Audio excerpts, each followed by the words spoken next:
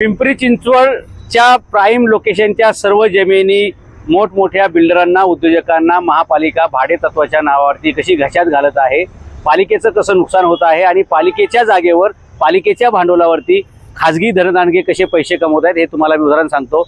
हीच जर संधी या पुण्यातील या पिंपरी चिंचवडमधील गोरगरिबांच्या तरुणांना दिली तर हजारो उद्योजक उभे राहतील। पण तसं न करता एकाच उद्योजकाला 108 ठिकाणी जवळपास अशा प्रकारचे हे कॅम्पस दिलेत स्मार्ट सिटी भागीदारी तत्वावरती। हे सगळं तुम्हाला दिसतंय।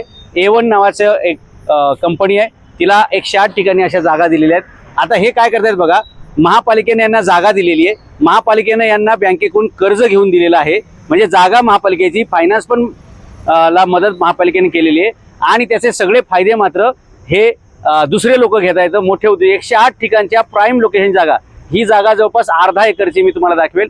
इथे बघा, हे सगळ्या ज्या जाहिराती आहेत या सगळ्या जाहिरातीचं उत्पन्न हे ह्या माणसाला मिळतंय ज्यांनी कोणी हे भागीदारीमध्ये घेतलेले आहे। पालिकेचे अधिकारी कसे पालिकेचं नुकसान करतायत आणि पालिकेचे अधिकारी पोट फाटेपर्यंत कसं काय कमिशन कमवतायत आणि कसं महानगरपालिकेच्या उत्पन्नाला भगदाड पाडतायत आणि कशा प्रकारचा खूप मोठा जमीन घोटाळा ह्याच्यात आहे, आर्थिक घोटाळा आहे, पालिकेचं नुकसान आहे आणि ज्या होतकरू तरुणांना उद्योगाची संधी, नोकरीची संधी मिळायला पाहिजे ती न देता हे अशा प्रकारे एकाच कंपनीला पिंपरी चिंचवडमधल्या 108 ठिकाणच्या मोक्याच्या जागा महापालिकेनं भाडे तत्वावरती नव्हे मित्रांनो, फक्त तुम्ही बांधा आणि तुम्हीच तुमचा धंदा करा।